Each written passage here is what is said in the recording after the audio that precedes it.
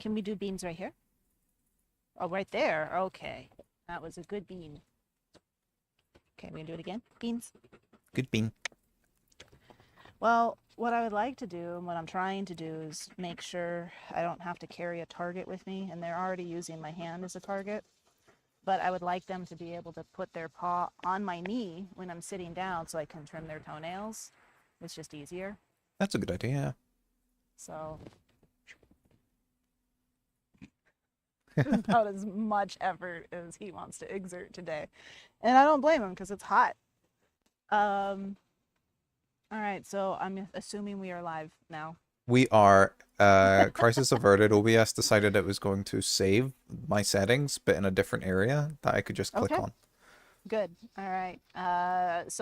Hello everyone. My name is Shauna. I am the executive director here at the Big Bad Project, and this is Conservation Conversations. With me today is Ambassador Tiberius, who is incredibly hot, and I share those feels because it is super toasty today. I am not sure if in your field of vision you can see Ambassador Wyatt, We can. but okay. So you see her gross little muddy toes that she is proudly sticking out. You gross toes. Uh, and again, super hot today. Um, I'm not sure why they're not making use of their splash pool or her den. So she has dug a nice little den here in the back where it is super cool and climate controlled, but she has elected to hang out here with us today, which is kind of cool. Last week she was completely absent from stream, or 2 weeks ago she was completely absent from stream. She really didn't want to Nope, participate, she which, was just not having it last, and that's fair. I mean, we try, and I've explained this before, so if you are new, we just kind of let our animals make the choice on whether or not they want to hang out and participate with us, which most of the time they do. I think that was the first time Wyatt just kind of noped out and was like, I'm going to go somewhere else. yeah. But it's also been, excruciatingly hot. So their um, their happy cold spots are elsewhere. Um, Hey, Fuegos. I don't know if I'm pronouncing your name correctly, but welcome. Hello. So yeah, today we are going to talk about relisting wolves to the Endangered Species Act and pros, cons, benefits, current legislation, current lawsuits, a whole bunch of stuff surrounded in that topic. And really, we could probably do an entire series on just that.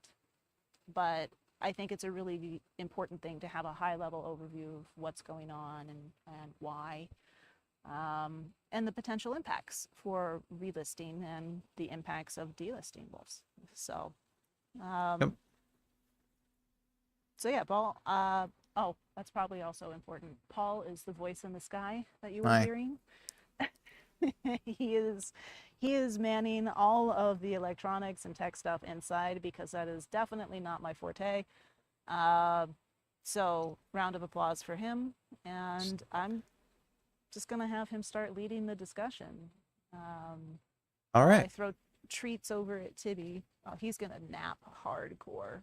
It's the Like middle of the Greek. day and it's hot, so they're going to be low energy, Yeah, so sleepy bulls.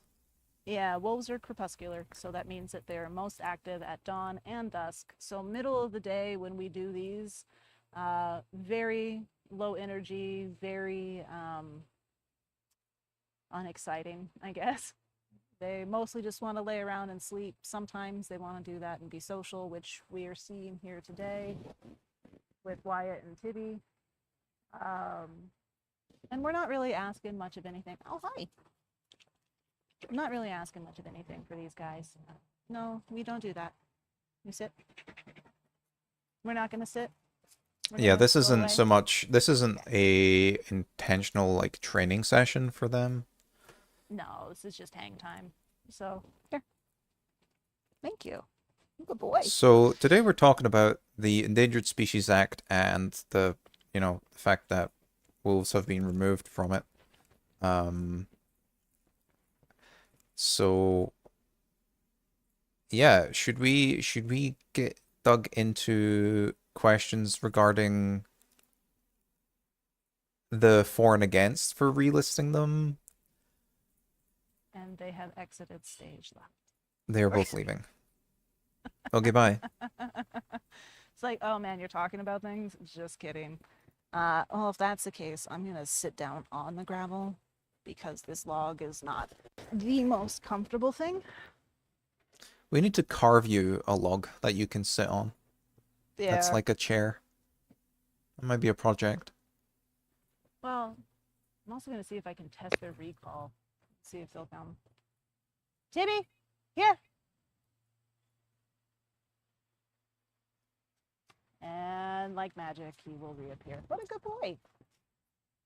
Oh, it's because my hands smell like fly spray because I touched you. I'm sorry. Here's the payout. I'm sorry. I won't touch them anymore.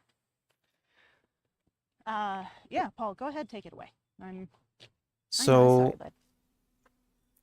let's just go over real quick the legal context that we're discussing everything in, okay? So Was it? the wolves in Wyoming, Montana, and Idaho were delisted from the Endangered Species Act between 2011 and 2012 as their populations were deemed to have sufficiently recovered in those areas, like in those states. The decision transferred all the management of the wolf population over to the states from federal, and it allowed for regulated hunting and population control measures, like to be a more local thing. But that delisting has been incredibly controversial because they may not actually be providing the adequate protection for those animals anymore. Like the long-term survival of wolf populations in those areas is actually under threat. Yeah. Yeah. So, like, short version of that is animals that are protected under the Endangered Species Act are managed at a federal level. When they are delisted, they are managed at a state level. And a lot of times, state management plans are not necessarily the most adequate or not necessarily looking at it from a perspective of conservation as a whole. And the states that Paul mentioned have come under fire quite recently, actually, for their management plans when it comes to gray wolves. And there's a lot of debate over the methods that are used to talk about the numbers of populations that are left in those states, as well as what researchers and scientists and biologists think is considered an appropriate level versus what the government is telling us is an appropriate level. Yep. So there's a lot of opinions and a lot of debates that are happening. But when it comes to a state management level, they're looking at a approach that fits everybody within the state, which is really hard to do. And you definitely, as much as I may not agree with where their management plans are right now, you definitely have to understand and appreciate that their job is incredibly difficult because their job is to formulate a plan that encompasses all stakeholders. And what that means is that they are looking at advocates, wildlife watchers, general residents, general public, and the folks who may be negatively impacted, like livestock owners, ranchers, as well as folks that hunt for sport, so recreational Yep. hunters. Whether or not you agree with recreational hunting of predators, that's not up for debate. The state is required to manage for all stakeholders, not just those of us who are advocates for this species. So by being delisted, they no longer have those federal protections, which means they are now able to be hunted for sport or lethally managed. You want more, bud? That was my interjection. Well, You didn't have to get up, bud. You could have laid down. one of the things that's come about from the removal of them from the ESA is advocacy groups having to rise up and combat the lack of protections that these wolves now have. Um, there's Animal Welfare, Wellness Action, and the Center of Humane Economy. They're pushing for the relisting of wolves, and they, in fact, They just filed a lawsuit not too long ago. yeah. Um, Um, but some of the issue with that, though, is, historically, thank you, buddy, that was great. Some of the issue with that historically has been, do you want more? That lawsuits that are requiring, here, go lay down and be happy. They haven't been very successful, right? So historically, we've had a lot of folks from different organizations at different levels file lawsuits, and those lawsuits were thrown out. Do I think this is going to be different? Probably not. I'm a realist, and based on what we've seen so far, we're probably not going to see different results. That said, there's always hope, and that is also why it's incredibly important for those of us who are not advocating through lawsuits or through formal advocacy campaigns, that we're talking about how important these animals are to their ecosystems, to their habitats, to biodiversity in general. That is why educational programs like this and many, many others exist, is because sometimes you're just not aware of how important these animals are. I'm linking in the chat the companies that we just mentioned and the lawsuit itself. There's they have a there's a PDF that I can link that has the whole thing, and not that I expect anybody to read it, but it is there as material.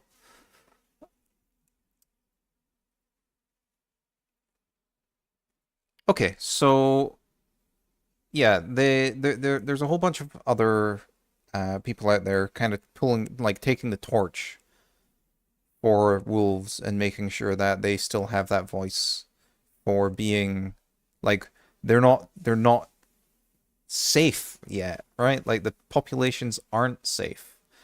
The actual the free tagging and everything else, and all of the overhunting that's happening because these states aren't properly regulating and protecting these guys is causing some serious friction between the advocacy groups and the state. I mean, yeah, this kind of goes back to, there's lots of different opinions on what a sustainable population or what a viable population is. And we've always been, here at Big Bad Project, we've always been advocates of what we consider a whole data approach. And what that means, Tibby, okay, bye. I don't If he want to says carry no. these anymore. He says, I'm going to go, it's because Wyatt, Oh, I didn't hear what you said. You're cutting up. oh no. Okay, so Wyatt is in her den. So he's probably going to go investigate. Oh, just kidding. Here, I want to feed you all the things, buddy. All the things, bud. So yeah, lots of different, you don't have to eat them all here. You could go over there.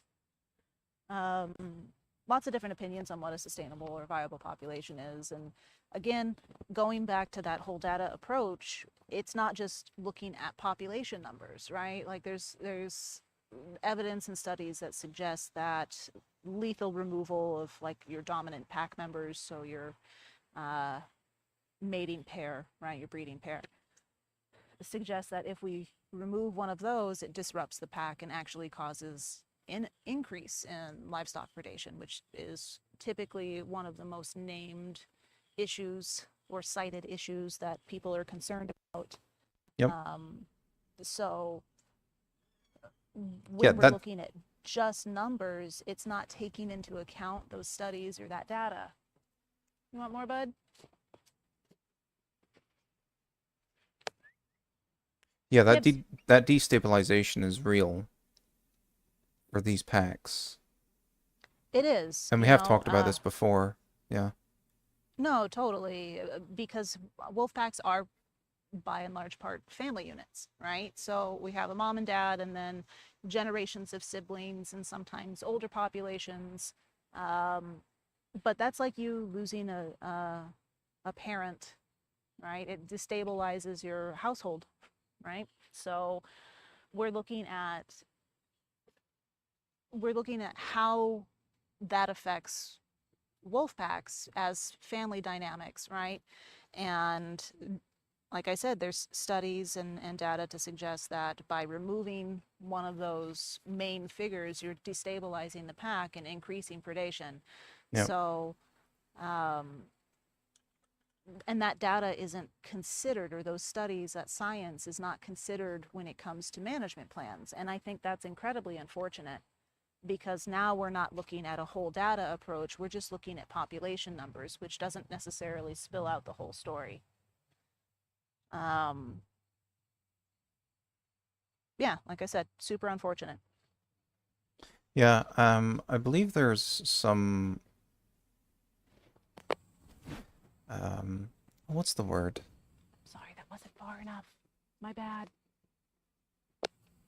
The way in which they're calculating the actual numbers of wolves in the area, Tibby, because there. they can't technically count every single wolf. Like they No. cannot account for every single wolf. They have to actually work based on um there's a certain Estimations, yeah, and there's a certain sometimes model. those numbers are coming from folks that are hunting, right? Sometimes it comes from private landowners, sometimes it comes from hunters, sometimes it does come from, biologists and researchers in the field. Yeah. So, um, the numbers estimate is truly debatable. And as somebody, and I'm sure not myself, but a lot of folks who are in the field researching these animals, they're incredibly elusive, right? So when you see one, there may be five more attached to that one, but you don't know for certain. Yep. So it is, like I said, you have to give states some credit where credit is due, because this is a very difficult thing to try to calculate and still make everybody happy, right?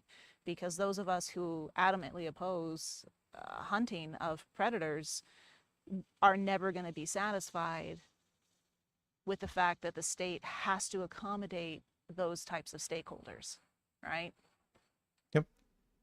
Here it is. So in the legal document that I linked, the lawsuit for that the Animal Wellness Action Group are putting together, they use there's a phrase they use for integrated patch occupancy models. Yep. That essentially aggregate a whole bunch of data and then create an estimate for those locations on how many wolves they expect to be roughly in those zones. But when Yep. they're being reported by just about, whoever, those numbers are not going to be accurate. Yeah, Fuego, you're right. Estimated metrics from incomplete data. They're they are not accurate, and when we have such a small population, those discrepancies in numbers actually matter. And it definitely feels like the states were just looking to pull the plug on the protections the moment that it hit a certain threshold based on not the greatest and most accurate data Yeah. available. So, and you also have to understand that states operate within a limited budget, right? So, in an ideal, perfect world, you would have unlimited resources, but you don't, and they work with what they got. But what's debatable is there working in a not so efficient way, or with data that may not be as effective as it could be, or Yeah. methods that are not as effective as they could be. Yeah, and So that especially gets more complex the the larger, more spread out packs get, and as they, they have their litter every year that aren't fully like not everyone is collared. So Yeah. So I have a friend who actually he tracks wolves up in Montana. That is what he does, biologist up there. And it took him until I think last month to locate pups that were born this season for wolves that he's been tracking forever, right? So he's excited that he was able to kind of locate their denning site. Um, and I'll find out more about the specifics or the details there, but he is working in a completely different way where he is looking at actual observations either on cams or in person, mostly on cams. Um, so he's gathering a lot of really cool data on these animals or this specific pack that the state could absolutely be doing the same thing, but they're not. He's just one yeah, person. And the state has many, many other resources that they could be utilizing, but it really that's shouldn't be kind up of what to just we're. one person to basically carry the whole state's information on the populations of these species, but No, agreed. So it feels like the case. all of this was like a roundabout way to talk about like what is legally in the pipeline right now and some of the challenges that they're facing. So I don't want to go down that particular rabbit hole like too much. I'm trying to keep this like super broad overview of Yeah, why we believe as an organization that relisting wolves is the right thing to do. yep. And I know we're going to face a lot of other folks that are like, well, but what if? And this is where I get to bust out my favorite corporate phrase that Serene says all the time. There is a lot of no because, but not a lot of yes if, right? Oh, I like that. Right? That's 200%. That is a Serene phrase that I have stolen over the course of my career. And it is accurate, right? Yep. There's a lot of no because, but not a lot of yes if. So yes, we should relist if, you know, XYZ parameters. But sorry, Paul, go ahead. I'm talking a lot. It's okay. This is good. Um, okay, so let's just get right down to I'm gonna ask you a very straightforward question that is not gonna have a very straightforward answer. No shit. This is where it gets fun, guys. Uh-huh. So what to you are the main arguments for and against relisting wolves Ooh. under the Endangered Species Act? Oh, okay. Um, so my main argument for is obviously the benefit that these animals bring as a keystone species to all of the ecosystems that they inhabit and biodiversity in general, right? Okay. That to me, as we are looking at this ever increasing biodiversity crisis that we are in, that is center stage and focus because the crisis that we're in is not a quick fix. This requires long term solutions. And by recognizing animals that are keystone species as protected animals, you are solidifying the step forward towards solving that biodiversity crisis. Okay. Yeah, So healing the damage done to nature is not one a baby overnight step at a fix. time. Yeah. Yeah, It is it's going to take decades and centuries it's generational. That's to it's a repair damage because we were definitely like if any of you watch Jurassic Park or have watched Jurassic Park, this is an Ian Malcolm, like we were so preoccupied with whether we could, we didn't stop to think about whether we should. And that has been the evolution of humans in an industrial era, right? We were so preoccupied with can we do this? Can we do that? Let's see how far we can expand and take our technology and take these new things. But we weren't thinking about the detrimental effects that it could have on the environment around us and the environment in which we live, right? yep. So, uh, like 20 out of 10 for Jeff Goldblum come into mind on that one. But it is definitely, and also, guys, I'm sorry, our ambassadors have left us for literal greener pastures. Um, so they are Tibby's over there, laying in the grass, and Wyatt is not in her den. I don't know if you can see beyond here, but she's up against the fence line next to her den. There's like a gray Um, blob. The camera doesn't have enough resolution to make her out, but she is in that corner. Wyatt, bye. So anyway, um, all this to say, front and center stage for us as an organization, as an advocacy organization, is biodiversity crisis, right? We are taking whatever baby step we can to ensure that we are addressing that challenge and finding a solution. And to us, that solution is protecting species that are keystone species. It seems like a no-brainer to me, but I am not the one in charge of making these decisions, right? At least not solely. I thought you were about to say Uh, not yet. I was like, okay, Not yet. not yet. Uh-huh. I was gonna make some super inappropriate jokes. Like, you know me, Paul, and you I kind do. of know where my head was going. So Yeah. just know, everyone, So that those are anyway, inappropriate jokes. okay, so ecological balance and trophic, like the trophic cascades Yeah, absolutely. are incredibly important, and that rolls into like broader conservation challenges regarding like the interconnectedness of species within an ecosystem. Like, Dude, per- now we're getting into the rabbit hole because this is definitely a this this one subset of this question could be an entire series of just this is why. It is definitely a challenge because there are many, many different ecosystems throughout the United States, that are all interconnected in some way. So you may not think that your ecosystem is going to impact somebody else's ecosystem, but it will.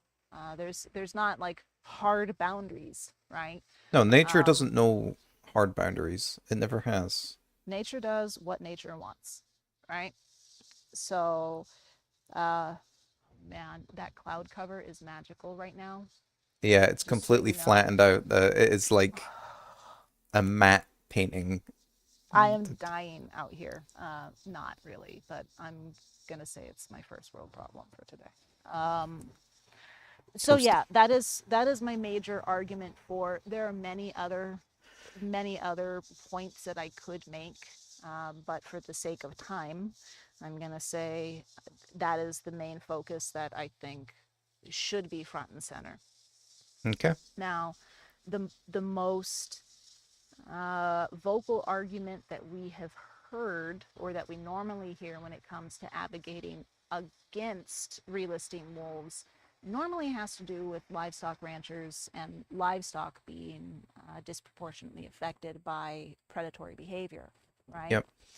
Um, but this is also why we have programs. So I'm kind of being a dick a little bit because I'm going to tell you what the biggest reason is to not list them, and it's for the ranchers and it's for all the livestock owners. But then I'm also going to tell you that there are proposed solutions to that, right? So that argument is, well, we can't because, like, no, because.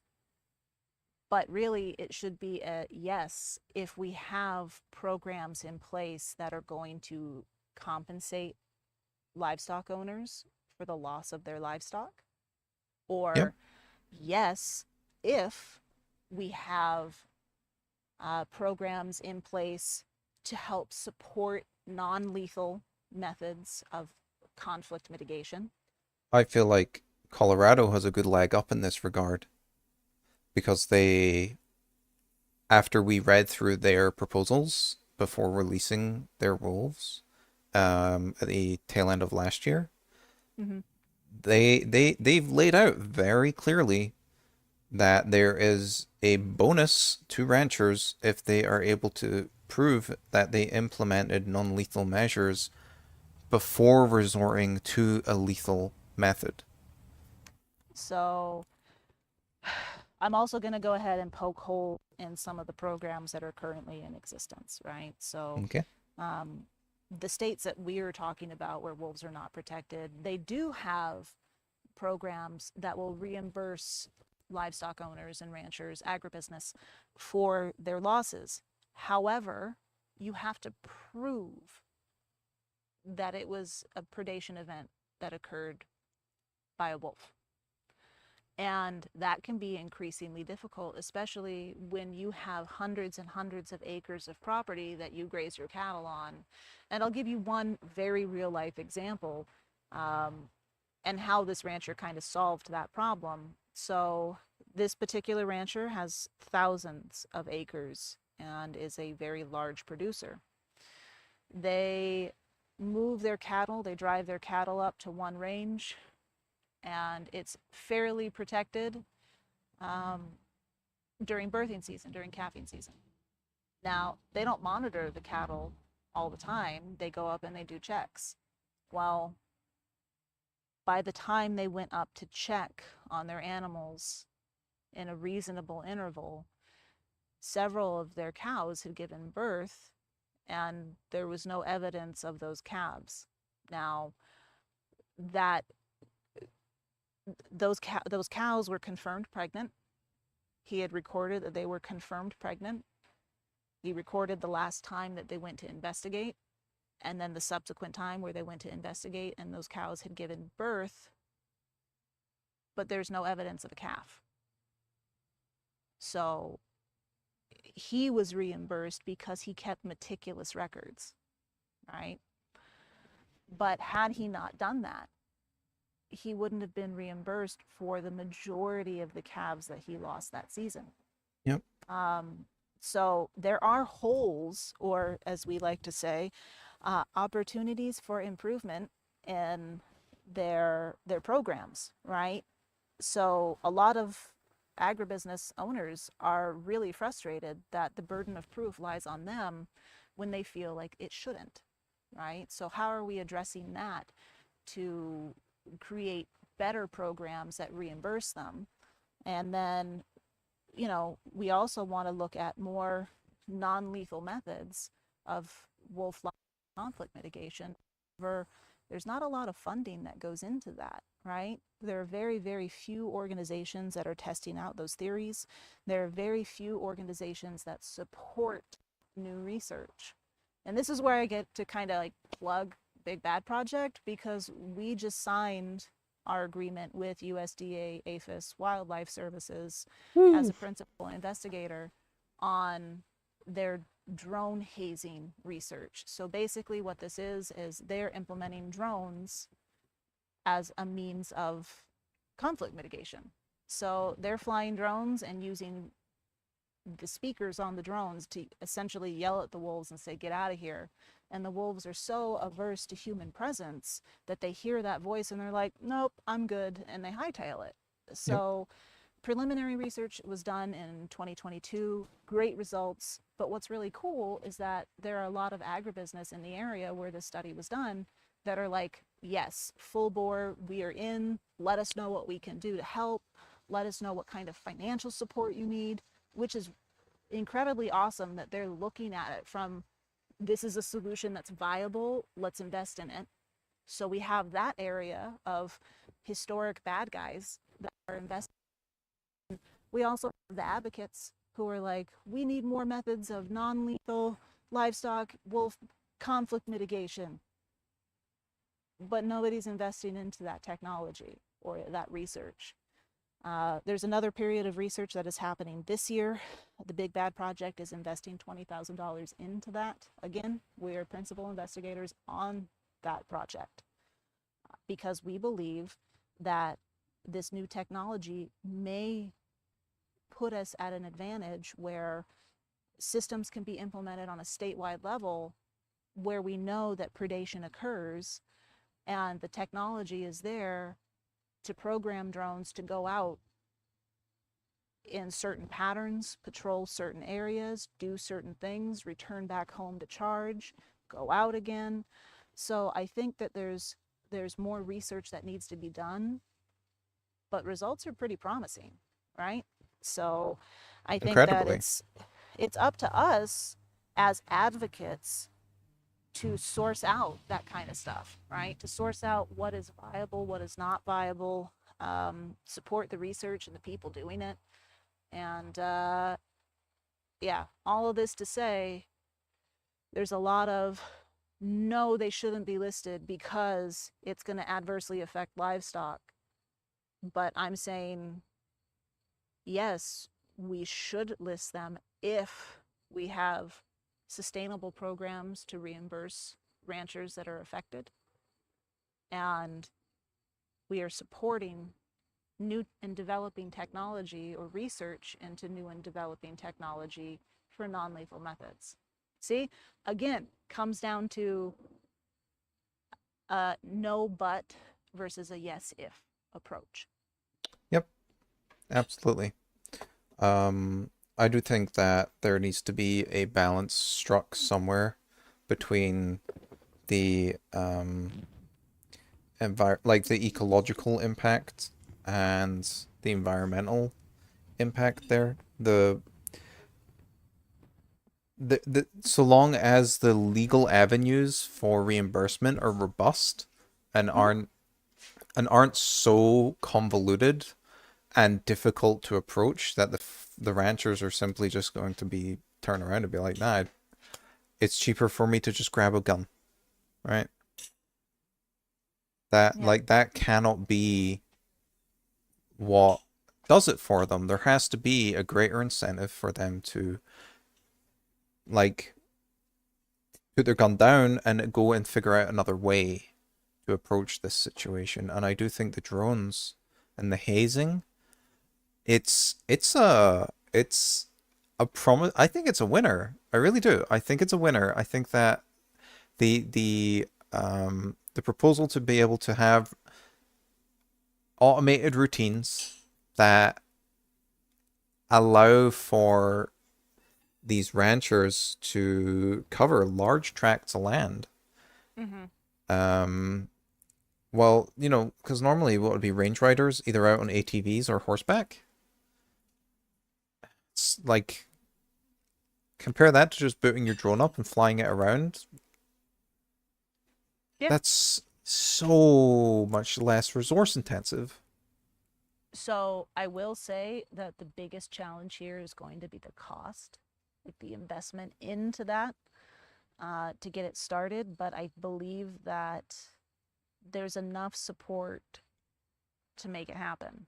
Yeah. So going back to you asked what are the arguments for and against. So those are the two major ones. So Okay. for and against. But again, I hope that we start looking at it from a very different perspective where the no because starts to be dissolved with a yes if approach. And I think that's how, as advocates, we should start looking at that, right? Is Yeah. okay, so we are advocating for relisting, but we have to start with yes, we want to relist if. So that's my 2 cents on it. But that was a good question. I like that. I really do. Um, let's just dive straight into one of these other questions. I have more. Okay. There's a couple I think that are worth asking. All right. So, how have advocacy groups influenced the legal and public discourse surrounding wolf protections? Oh, this is a real loaded question. Yeah. So you mentioned, the lawsuits that have been filed recently, and I kind of responded with, we've had lawsuits filed before. Historically, they're not very successful. Sometimes they are, which is great. Um, but in a way, some of that creates further discourse and divide because now it becomes an us versus them scenario. And that can be very dangerous, right? That's a very risky approach to take. Um, so there are some advocacy groups, and I'm going to go ahead and go throw PETA under the bus here because I abhor them and I think they're an awful organization. Just my 2 cents. Um, they operate under the guise of, animal care, but they also are responsible for a large amount of animal deaths every year because they do not believe it's appropriate for people to have animals as pets. They think that's inhumane. So, They're the extremists in this whole situation. so I'm using them as an example because they are extremists. And it's when you get to that point on either side of the spectrum that it becomes incredibly dangerous. And I was actually listening to a comedian the other day that I love. His name's Chad Daniels. And he was saying, as far as you're willing to go on one side, you have to be willing to go that far on the other side. And that's how you create balance, right? So, um, and I think that's where extremists are dangerous, is because they are so far removed from seeing the other side, right? So there is a center line, right? There is this center line where you have extremists on one side for advocacy, and you have extremists on the other side for let's murder all the wolves because they're awful. So if you are right in the middle, you are seeing both sides and understanding the argument from different perspectives. And I like to think that's where we are as an organization, right? Is we're looking at it from, we are definitely advocates, but we also don't want to go so far from that middle line that we're starting to not see the perspective of the folks who are maybe opposed to wolves, but not in an extremist way, right? Yep. So, shout out to Chad Daniels and thank you very much for giving me that analogy. Um, but it is true, right? So you're looking at it from a place of how can I be the most constructive in the approach that I'm taking, right? And in some cases, advocacy works the opposite way of how it's intended, where you are now creating enemies and alienating folks and almost having a cult-like approach to animal care and management. And that's not good either, right? Even if it's the best intention of I want to make sure these animals are safe. I want to make sure that we are addressing biodiversity crisis. I want to make sure that these animals are around for future generations to enjoy. All of those things are valid and come with great intentions, but you have to be Yeah. careful of how far you take that. So that's, I don't know, kind of my take on advocacy in general or opposition to relisting. There is, like I said, opposite sides of the spectrum, and it's an incredibly important thing to be able to walk that middle line and be able to see both sides and find solutions uh, that are not extremist. I also feel like if you're in the middle, you are going to have a much easier time bringing people that are maybe further on either side if into the fold and quelling or having the ability to um instead of outrightly like condemn their viewpoints, Mm-hmm. you can approach them with like, I see where you're coming from, Yeah. but how about So, this? yeah. So, in my career, one of the most important things that I ever learned was the value of perspective, right? It helps you be a more effective leader. It helps you be more effective within your organization because you are looking at the perspective of somebody else with a different, maybe value set and different lived experience than your own, right? And I think that's incredibly important because it provides a level of feedback and knowledge that I don't inherently possess.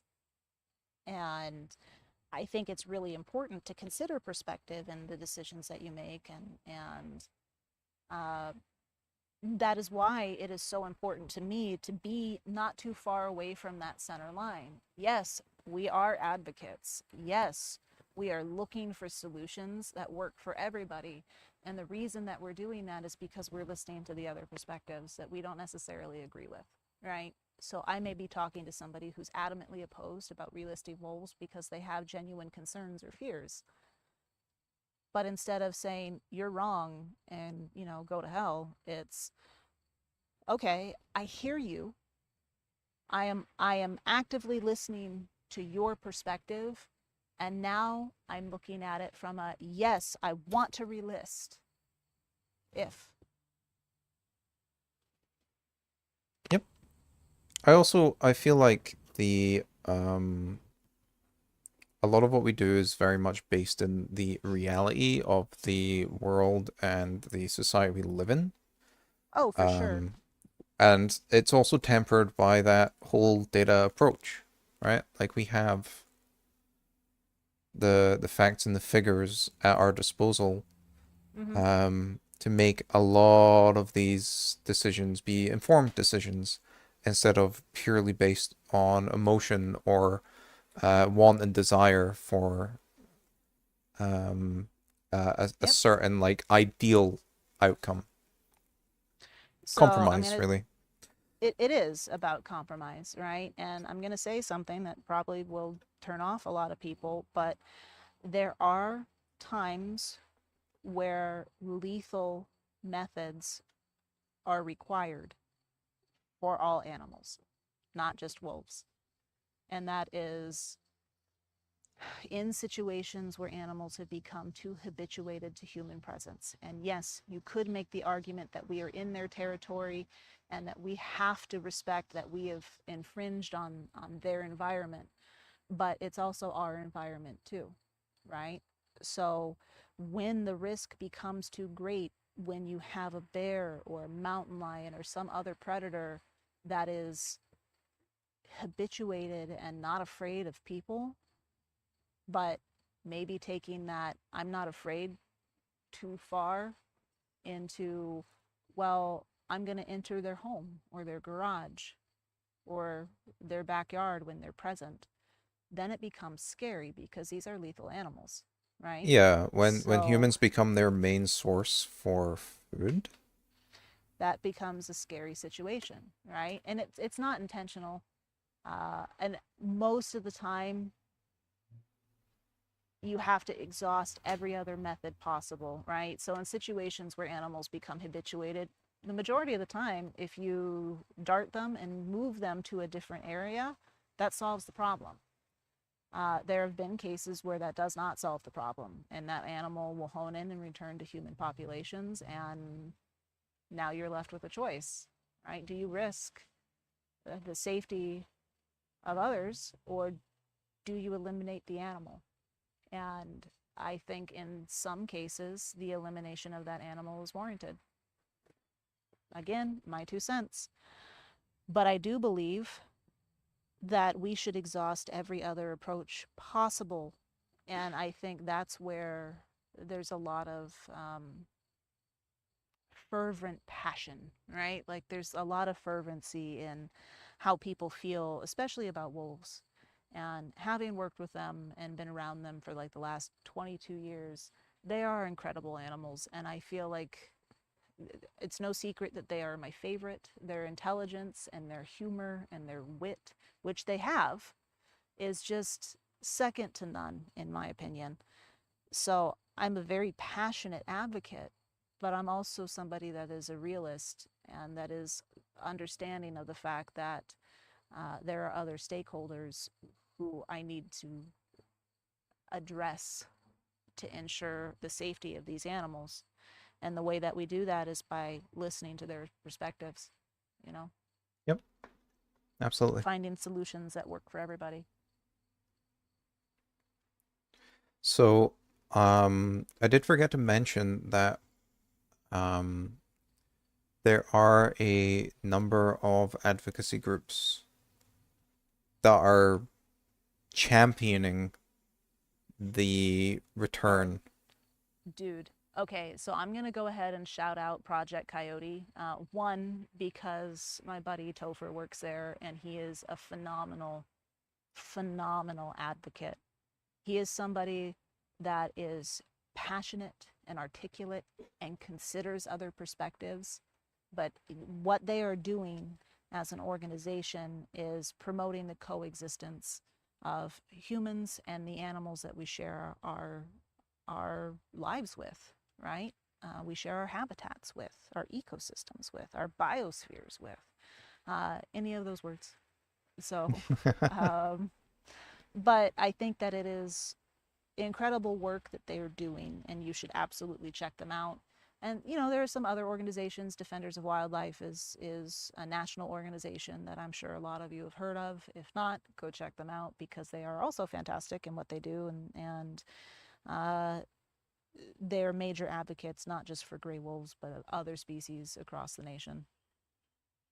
Yep. So there's so many, but those are the two that come to mind the most. So there's And also Conserving the Wolves, like Ivy's grassroots organization. That's oh, actually dude, been okay, incredibly effective. And it's been so I have to put on like my or I have to take off like my executive director hat for a second and look at it from an objective point of view. Ivy is she is our mentee for our Rising Voices program, and she has been a long-standing advocate for wolves and a magnificent young lady. She is super passionate. She has her own organization at 15 years old called Conserving the Wolves, and has been responsible for some of the major petitions on coexistence and protection for these animals. Uh, so some of the most effective petitions have come from her and which is come from so cool. Conserving the Wolves. And that So cool. is, she definitely takes a grassroots approach, which I think is very important. So we have national organization, Defenders of Wildlife, Project Coyote, which is also a national organization, but that has a lot of grassroots efforts in different states and different places.